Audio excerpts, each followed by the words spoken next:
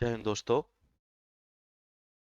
फिर से आ गए हैं हम आप लोगों के पास। जैसा कि कल आए थे 1857 की क्रांति की पहली पार्ट लेकर के, आज दूसरी पार्ट लेकर के आए थे। कल हम लोग ने पढ़ा कि ये जो संग्राम था, ये 1857 की जो क्रांति थी, इसके पीछे होने का कारण क्या था। हम लोग ने सारे कारण को पढ़ा। राजनीतिक कारण पढ़ा, हम लोग ने आर्थिक कारण पढ़ा, हम लोग ने धार्मिक एवं सामाजिक कारण पढ़ा। ये क्यों हुआ था 1857 की क्रांति, एक एक करके सारे चीज को टच किए थे। जो नहीं देखे हैं वो पहले उस वीडियो को देख ले, यानी पार्ट 1 को देख ले, फिर इसको देखेगा तो और अच्छा से समझ आएगा। फिर कारण के साथ साथ जो तत्कालिक कारण बना था, जो सैनिक कारण था तुम आपका, वो भी हम लोगों ने बढ़िया से उसको पढ़ा था। फिर 1857 की क्रांति में कौन केंद्र और किस केंद्र से कौन लीडर था, हम लोग ने उसके बारे में भी पढ़ा था। उससे भी एग्जाम में क्वेश्चन आता है, केंद्र और लीडर से। फिर हमने उसके बाद पढ़ा है कि ये जो संग्राम था, ये सक्सेस क्यों नहीं हो पाया, ये सफल क्यों नहीं हो पाया, उसके पीछे क्या क्या कारण था।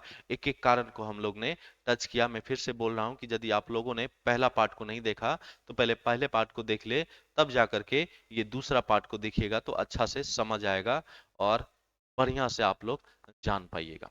ठीक है। तो कल यहां तक हम लोग समाप्त कर लिए थे पहला पार्ट में कि ये सक्सेस क्यों नहीं हो पाया। एग्जाम में एक और चीज 1857 की क्रांति से आती है कि इस क्रांति का लोगों ने विभिन्न विभिन्न नाम दिया। विभिन्न विभिन्न लोगों के द्वारा विभिन्न विभिन्न नाम दिया गया। हर एक आदमी का कुछ अलग दृष्टिकोण है इस संग्राम को देखने का, और वो क्यों ऐसे देखा उसके बारे में भी थोड़ा बहुत चर्चा करेंगे। तो आते हैं बिना टाइम गवाए हुए अपने इस कारवां पे।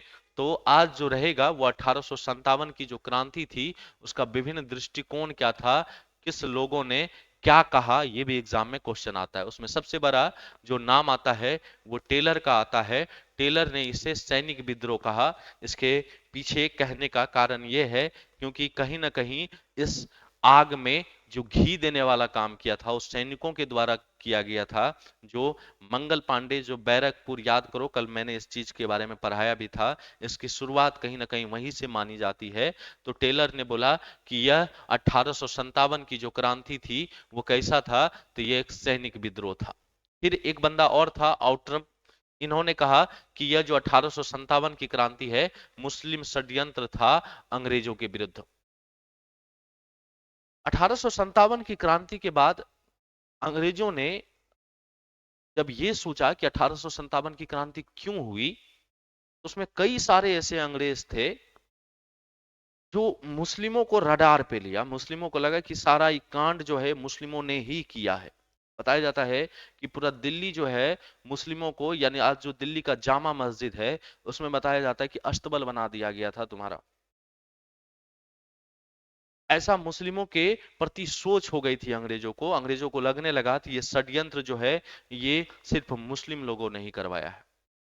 तो आउटरम एक ऐसा बंदा था जिसने बोला कि ये जो आंदोलन है, ये जो संग्राम था, ये मुस्लिम षड्यंत्र संग्राम था। किसके प्रति, तो अंग्रेजों के प्रति, यानी अंग्रेजों के विरुद्ध। सैनिक विद्रोह तुम्हारा टेलर ने कहा, मुस्लिम षड्यंत्र अंग्रेजों के विरुद्ध किसने कहा था, तो आउटरम ने कहा था। नेक्स्ट देखते हैं। तो एक और बहुत ही फेमस क्वेश्चन है, कई बार एग्जाम में पूछा गया है इसी 1857 की क्रांति से, कि किसने इस क्रांति को सभ्यता और बर्बरता के बीच संघर्ष का बात कहा।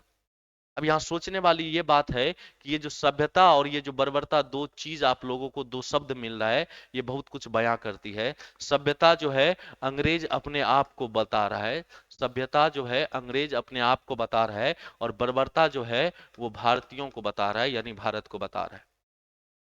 तो ये सभ्यता और बर्बरता के बीच संघर्ष था, ये किसने कहा, तो टी आर होम्स ने कहा था। भारत भारत के लोगों को, वो लोग समझता था कि बर्बरई भूत पिशाच का पूजा करने वाले, भूत प्रेतों का पूजा करने वाला सभ्यता को क्या जानेगा, लेकिन उसको कैसे बताएं कि यही वो देश है, यही वो सभ्यता है जिसने पूरा विश्व को सभ्यता दिया।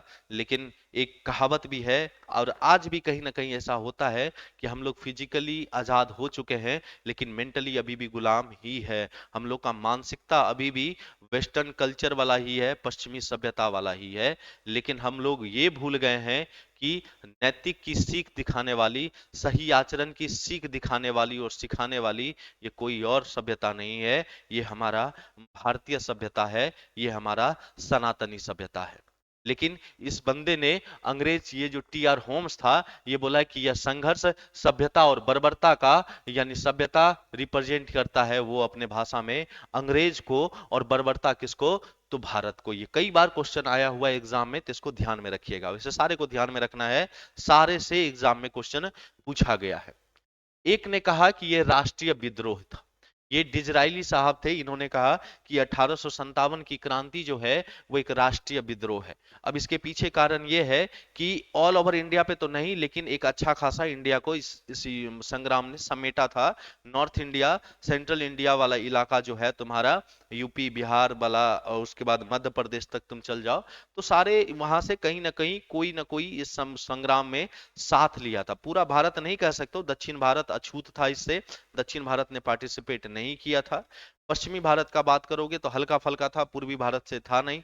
तो ये पूरा इंडिया पे तो नहीं कह सकते, लेकिन एक राष्ट्रीय विद्रोह कह सकते हो उसको। तो इन्होंने बोला तुम्हारा, ये डिजराइली साहब ने, कि 1857 की जो क्रांति थी ये एक राष्ट्रीय विद्रोही था तुम्हारा। ठीक है, नेक्स्ट यदि तुम इसके बाद देखते हो कि और किसने क्या कहा, तो ये एक बहुत ही फेमस है, यहां से हर एक एग्जाम में क्वेश्चन आया है कि किसने कहा था कि यह भारत का प्रथम स्वतंत्रता संग्राम था। तो कोई और नहीं, बी डी सावरकर ने कहा कि 1857 की जो क्रांति थी वो भारत की प्रथम स्वतंत्रता संग्राम था। इसके पीछे कारण यह कह सकते हो कि ऑल ओवर इंडिया के मामले में इस 1857 से पहले छोटे मोटे लड़ाई होते थे, छोटे मोटे अंग्रेजों से छीट-फूट लड़ाई होता था, बट वो एक पार्टिकुलर एरिया के तौर पे होता था। तो जो बोलोगे कि एक ऑल इंडिया लेवल पे तुम्हारा कोई क्रांति हुई थी, तो वो पहला क्रांति 1857 की ही क्रांति थी। हाँ, मैं फिर भी बोल रहा हूं, मैं फिर ये भी बोल रहा हूं कि 1857 से पहले भी अंग्रेजों को पीटा गया, अंग्रेजों से लड़ाई हुआ है, भले हम लोग हारे, लेकिन वो पार्टिकुलर एरिया के लिए, जैसे आदिवासी जनजाति लोग लड़ते थे, जनजाति लोग लड़ा है, ठीक है, तो वो अपने एरिया, अपने भाव के लिए लड़ा है। एक बोल सकते हो कि एक पूरे इंडिया लेवल पे, अखिल भारतीय लेवल पे नहीं था, अखिल भारतीय लेवल पे जो पहला क्रांति था, पहला संग्राम था, वो तुम्हारा 1857 का संग्राम था, और इसीलिए इसको भारत का प्रथम स्वतंत्रता संग्राम कहा। किसने कहा, तो बी डी सावरकर ने। ये बहुत ही मोस्ट इंपोर्टेंट है, यहां से ज्यादा ये वाला जो है वो ज्यादा क्वेश्चन पूछा गया है। एक बंदा और था, बिपिन चंद्रा का नाम सुने होंगे आप लोग, सब वाकिफ होंगे इनके नाम से। इन्होंने कहा कि ये 1857 जो है वो एक जन विद्रोह था। ये जन विद्रोह का कहने के पीछे कारण क्या है, क्योंकि इस जन विद्रोह में कहने का कारण ये है कि 1857 की क्रांति में भले तत्कालिक कारण सेना था, लेकिन सेना के साथ साथ पूरे भारत के लोगों ने इसमें पार्टिसिपेट किया था। याद करो, जब हम पहली वीडियो में बताए थे राजनीतिक कारण, तो राजनीतिक कारण में सेना से कोई लेना देना नहीं था, राजनीतिक कारण में गुस्सा कौन था, तो वो राज्य जो सताया गया था अंग्रेजों के द्वारा। आर्थिक कारण में, आर्थिक कारण सेना नहीं था, आर्थिक कारण में वो व्यापारी लोग थे जिसकी व्यापार छीन ली गई थी बहुत कुछ आने से। तो वो सब सारे पार्टिसिपेट किए थे इस आंदोलन में, इसलिए इसको तुम सैनिक विद्रोह ना कह करके जन विद्रोह भी कह सकते हो। और किसने कहा था, तो बिपिन चंद्र ने कहा था तुम्हारा कि 1857 की क्रांति एक जन विद्रोह था। फिर एक बंदा एक और था, ये भी एग्जाम में क्वेश्चन पूछा गया है, कमीशन में पूछा गया है कि 1857 की क्रांति राष्ट्र विद्रोह तो था, परंतु, यानी परंतु विभिन्न लोगों के लिए विभिन्न था। ये भी क्वेश्चन एग्जाम में पूछा गया है। इसको किसने कहा, तो इरफान हबीब महोदय ने कहा कि राष्ट्रीय विद्रोह तो था 1857 की क्रांति, लेकिन विभिन्न लोगों के लिए विभिन्न विभिन्न था। अब इसके पीछे क्या कारण है, तो इसके पीछे कारण है, आराम से समझ सकते हो कि कहीं ना कहीं सच हो सकता है। क्यों सच हो सकता है, तो नेशनलिज्म नाम का चीज नहीं है भारत में, राष्ट्र प्रेम नाम का चीज नहीं है दोस्त। राज्य, स्टेट जिसको कहते हो, और नेशन, दोनों में अंतर होता है। हम कहते हैं ना बिहार एक स्टेट है, ये गलत है, बिहार एक स्टेट नहीं है, बिहार एक प्रोविंसेस है, बिहार एक प्रांत है, यूपी प्रांत है, महाराष्ट्र प्रांत है। स्टेट यूज करते हैं हम लोग देश के लिए, इंटरनेशनली लॉ जो स्टेट यूज करता है वो किसी देश को रिप्रेजेंट करता है, the Republic state of India, United state of America, state. Nation क्या होता है? तो नेशन का कोई बाउंड्री नहीं होता है। राज्य का बाउंड्री होता है, राज्य चार चीज से मिलकर के बनता है इंटरनेशनली लॉ के अकॉर्डिंग, जिसमें से एक निश्चित सीमा होता है, एक निश्चित जनसंख्या होता है, वहां पे एक स्वतंत्र सरकार होती है और सरकार संप्रभु होती है। ये चार चीज से मिलकर के एक राज्य का निर्माण होता है। उसमें एक निश्चित सीमा हम बोले, लेकिन नेशन में कोई एक निश्चित सीमा नहीं होती है। ये इमोशन है, ये फीलिंग है। भारत ऑस्ट्रेलिया का मैच हुआ, हम लोग हार गए, तो जब हम लोग हार गए तो दुख बड़ी हुआ, बहुत ज्यादा दुख हुआ। अब तुम सोचो, वैसा बंदा जिसको क्रिकेट का सी नहीं पता है और उसको यदि जाके बोला होगा कि इंडिया ऑस्ट्रेलिया का वर्ल्ड कप का मैच था और फाइनल था, इंडिया हार गया, तो दुख उसको भी हुई होगी। और जो ऑस्ट्रेलिया में, इंग्लैंड में जो भारतवासी रह रहा होगा, उसको भी दुख हुआ होगा। भले ऑस्ट्रेलिया में भारतीय रह रहा है, ऑस्ट्रेलिया जीता, लेकिन ऑस्ट्रेलिया में जो रह रहा भारतीय है, उसको दुख हुआ होगा क्योंकि हमारा देश हार गया। यही है नेशनलिज्म। नेशन से नेशनलिज्म बनता है, राष्ट्र से राष्ट्र प्रेम बनता है। ये जो नेशन है, तुम्हारे इमोशन को बताता है, तुम्हारे फीलिंग को बताता है। इसका कोई सीमा नहीं है, कोई दायरा नहीं है। अभी बोले कि भारत में रहने वाले लोग भी दुख हुए, और जो इंग्लैंड में रह रहा था भारतीय, वो भी दुख हुआ कि इंडिया मैच हार गया। इसका कोई बॉर्डर हुआ क्या? नहीं, सात समंदर पार भी मैं तेरे पीछे पीछे आ गया मेरे दोस्त। ये फीलिंग है, ये पीछे पीछे कोई और नहीं, वो उसका इमोशन है, वो उसका दर्द है, जो ये बयां किया कि इंडिया मैच हार गया। तो नेशन वो होता है। और उस समय भारत में नेशनलिज्म नाम का चीज नहीं है, राष्ट्र प्रेम नाम का चीज नहीं है। सब अपने अपने लोभ के लिए लड़ रहा है। कहीं ना कहीं तो देखो, तो झांसी की रानी यदि लड़ रही है तो उसका राज्य छीन लिया गया। वीर कुंवर सिंह लड़ रहे हैं तो उनका जमींदारी छीन लिया गया। नाना साहब इसलिए लड़ रहे हैं कानपुर से क्योंकि उनको पेंशन देना बंद कर दिया। तो कैसे कह सकते हो, how could you say that, कि ये लोग जो है, ये लोग जो रिवोल्ट कर रहा है, वो स्वतंत्रता के लिए लड़ रहा है? ये अपने अपने लिए लड़ रहा है। यही बात यहां पे ये जताना चाह रहा है कि ये एक राष्ट्र विद्रोह तो था, लेकिन किंतु विभिन्न लोगों के लिए विभिन्न विभिन्न था। सब अपने अपने लोभ के लिए लड़ रहा है। ये किसने कहा? तो इरफान हबीब साहब ने कहा था। ये भी एग्जाम में क्वेश्चन पूछा गया। और एक क्या कहता है, ना तो राष्ट्रीय और ना ही स्वतंत्रता संग्राम था। ना ही यह राष्ट्रीय है, ना ही यह स्वतंत्रता संग्राम है। इसका भी भावना कहीं ना कहीं ऊपर वाले जैसा ही लगेगा तुमको। यहां पे यह कहना चाह रहे कि इसको ना ही तुम राष्ट्रीय विद्रोह कह सकते हो क्योंकि ये ऑल इंडिया लेवल पे चला नहीं था। अभी हम बताए कि साउथ इंडिया पूरा अछूत रह गया। बहुत सारे जमींदार जिसको लोभ था अंग्रेजों से, जिसको प्रॉफिट था अंग्रेजों से, उन्होंने साथ दिया 1857 की क्रांति में अंग्रेजों का। शिक्षित मध्यम वर्ग के लोग जो थे, और 1857 की क्रांति में वो साथ दिया अंग्रेजों का। इसके पीछे क्यों? तो शिक्षित मध्यम वर्ग लोग जो थे, उसको लग गया कि अंग्रेज रहेगा तो हम सभ्यता, हम लोग शिक्षा को जान पाएंगे, हम लोग ऊपर उठ पाएंगे, हम लोग विकास करेंगे, तो इसीलिए वो लोग नहीं साथ दिया।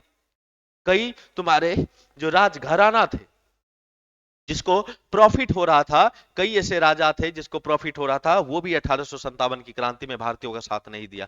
तो इसको तुम अखिल भारतीय राष्ट्र विद्रोह नहीं कह सकते हो, और ना ही तुम्हारा यह एक स्वतंत्रता संग्राम है। अभी जो हम बताएं कि सब अपने अपने लिए लड़ रहा है, कोई स्वतंत्रता के लिए नहीं लड़ रहा है, कोई भारत से भगाने के लिए जो बात बोलोगे उसको अपना दे दो, उसी में खुश हो जाएगा। अंग्रेज ऐसे नहीं गुलाम नहीं बनाया। एक अटलांटिक महासागर में एक छोटा सा आइलैंड, कभी सोचना, तार्किक होकर के सोचना, एक छोटा सा आइलैंड जिसकी जनसंख्या हमारे यूपी और बिहार से भी ज्यादा नहीं है, उस देश ने पूरे विश्व में, सिर्फ भारत को तो छोड़ दो, विश्व के कई ऐसे देशों को गुलाम बनाया। आखिर क्यों बनाया? तो वो इस बाजू के बल पे नहीं बनाया, इस दिमाग के बल पे बनाया बेटा। ये शिक्षा एक ऐसी चीज है जो इसने पिया है, वो दहारा है। और वो लोग डेवलप हो चुका था उस समय, हम लोग उतना डेवलप नहीं हुए। हमारा प्राचीन इतिहास बहुत ही स्ट्रांग है, लेकिन हमारा मिडेवल, हमारा मध्यकालीन इतिहास बहुत ही खतरनाक है, क्योंकि हम लोग अच्छा नहीं किया। आर्ट एंड कल्चर में अच्छा किए, लेकिन तुम साइंस के मामले में देखोगे तो हम लोग अच्छा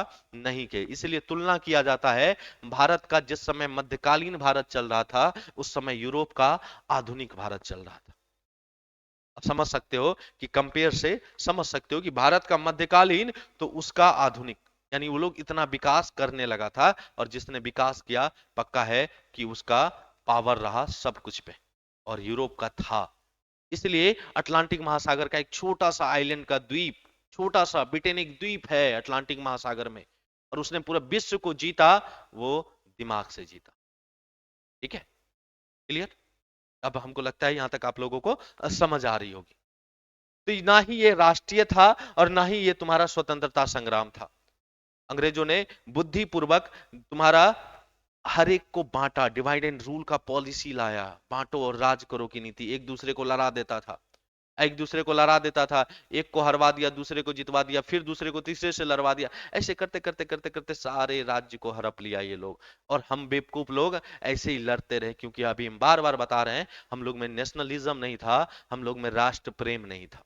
क्लियर है? आगे बढ़ते हैं। आगे क्या है? तो आगे तुम्हारा ये तुम्हारा विभिन्न दृष्टिकोण हो गया।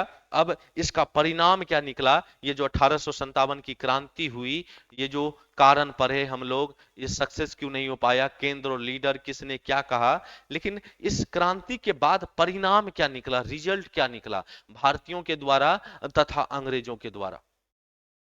परिणाम यही निकला कि अंग्रेज समझ गया था, अंग्रेज यह समझ गया कि भारतीयों के आंतरिक मामला में हस्तक्षेप करोगे तो बड़ी मार मारेगा। यहाँ धार्मिक मामला था, और धार्मिक भारतीयों के लिए धर्म उस समय पीक पे था। भारतीयों के धर्म के साथ खिलवाड़ ना करो। ना ही वो कारतूस में गाय और सुअर के चर्बी मिलाए जाने की घटना होती, ना ही इतना बड़ा संग्राम होता। अब बोलोगे कि वो व्यापारी लोग जो कर रहा था, वो जो राजा लोग कर रहा था, भाई अभी तक किया नहीं था, शुरुआत सेना ने किया। और बता ना, बहती गंगा में हाथ साफ कर लेना, वही हुआ। लेकिन मेन कारण क्या था? वो मेन कारण सेना था। और सेना का कौन सा कारण? तो वही गाय और सुअर का चर्बी मिलाया जाना। इवन ये भी बताया जाता है कि भारतीय सेना को दूसरे देश समुद्र पार करके ले जाया जाता था लड़ने के लिए। और उस समय बताया जाता है कि भारतीय धर्म, आप समझ सकते हो धर्म कितनी ऊपर थी। कहा जाता है कि समुद्र पार करना भी धर्म का उल्लंघन माना जाता था।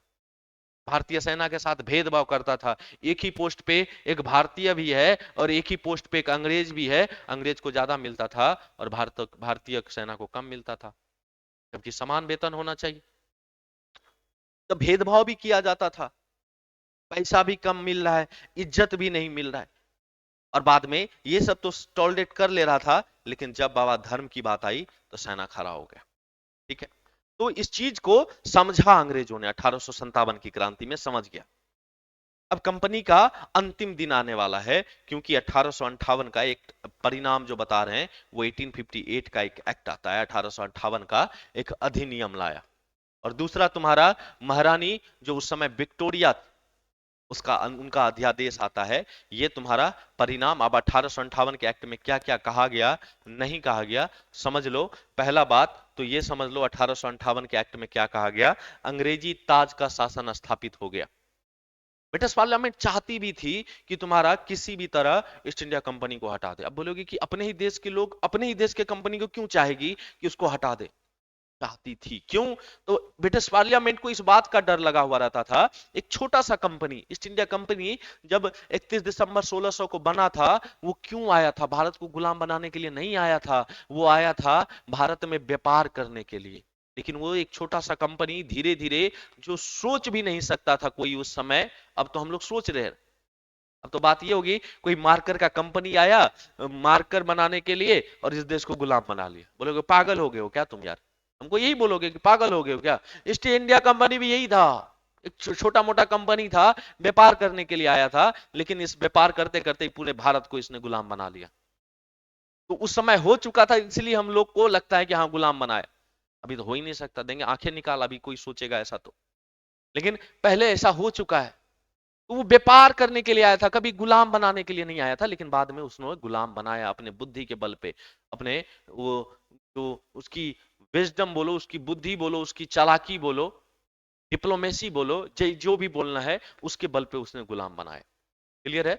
अब मेरे दोस्त, इस शासन में क्या हुआ, तो ब्रिटिश पार्लियामेंट को इसी बात का डर रहता था कि एक छोटा सा कंपनी जिसने भारत को गुलाम बना लिया, क्या पता वो अपने देश को ही गुलाम बना ले। और ब्रिटिश पार्लियामेंट चाहती थी कि उसको धीरे धीरे समाप्त करे। और जब एक्ट वाला सीरीज लेकर के आएंगे हम आप लोगों के लिए, पहला एक्ट जो 1773 का रेगुलेटिंग एक्ट है, वहां से लेकर के 1947 तक का इंडियन इंडिपेंडेंस एक्ट जब पढ़ाएंगे, 1947 वहां से लेकर वहां तक जब पढ़ोगे, तो उसमें देखना कि कैसे कैसे धीरे धीरे ईस्ट इंडिया कंपनी का पावर कम करते गया ब्रिटिश पार्लियामेंट ने। और यहाँ इस एक्ट में तो पूरा छीन ही लिया गया था, ईस्ट इंडिया कंपनी को हटा दिया गया। अब भारत में जो रूल होगा वो तुम्हारा क्राउन के नाम से होगा, ब्रिटिश ताज के नाम से होगा तुम्हारा।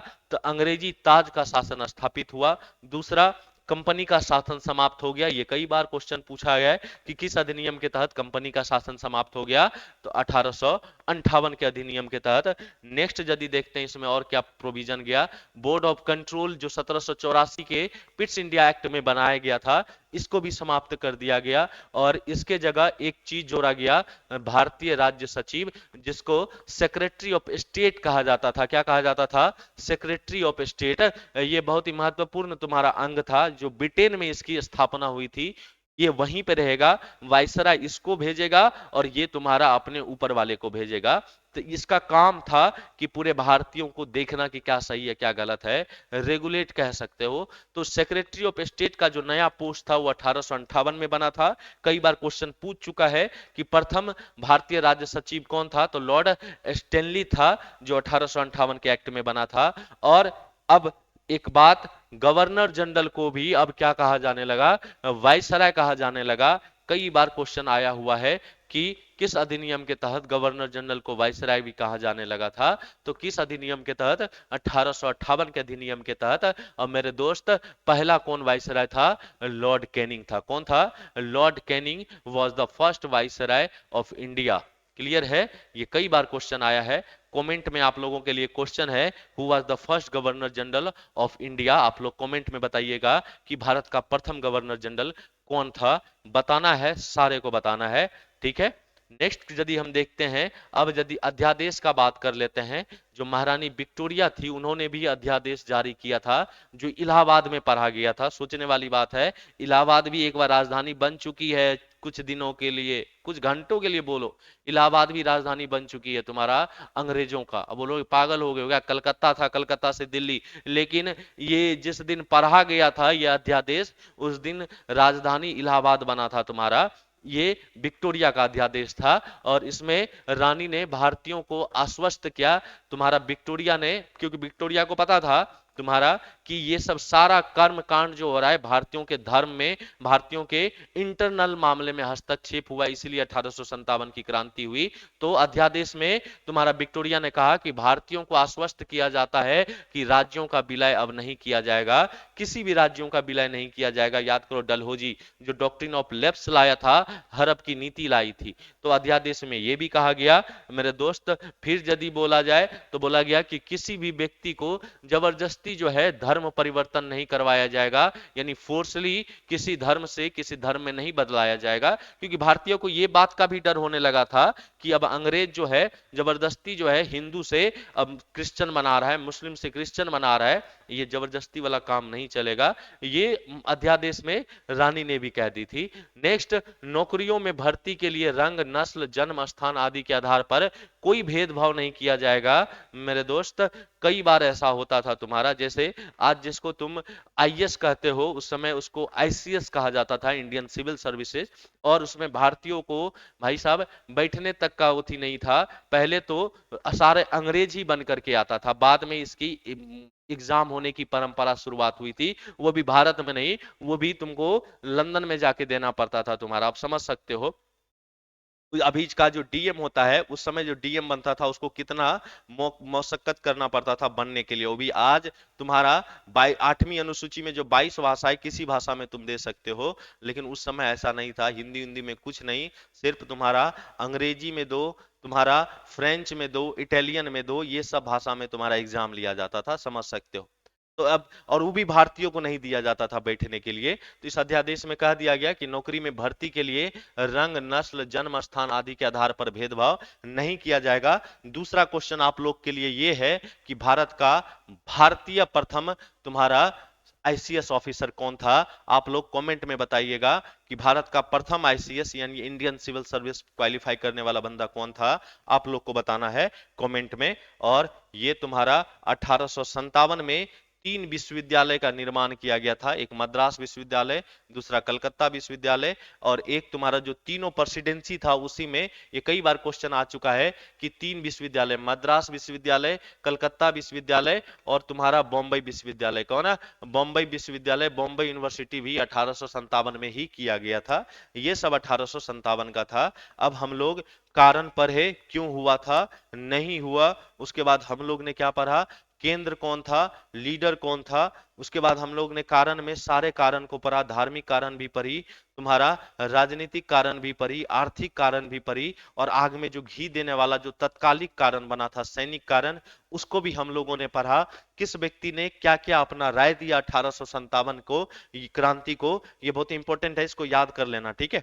वो हम लोग ने पढ़ लिया। फिर 1857 की क्रांति में हम लोग सक्सेस क्यों नहीं हो पाए, हम लोग ने ये भी पढ़ा। असंगठित विद्रोह था, हथियार की कमी थी, सारे हम लोगों ने पढ़ा। फिर उसका परिणाम क्या निकला? तो 1858 का एक्ट निकला, महारानी की अध्यादेश निकला, और इस तरह 1857 की क्रांति का टॉपिक समाप्त होता है। आई होप कि आप लोगों को समझ आई होगी। लेकिन मैंने जो जो दो क्वेश्चन पूछा है, आप लोग कमेंट में आंसर जरूर दीजिएगा। और जो फर्स्ट पार्ट को नहीं देखे हैं, पहले फर्स्ट पार्ट को देख लीजिएगा, तब और मजा आएगा सेकेंड पार्ट को। और बिना कॉपी कलम का याद ना हो जाए, सिर्फ सुन के तो बताना कि आपने ऐसा बोला था। तब तक के लिए जय हिंद, जय भारत। मिलते हैं कल। Thank you.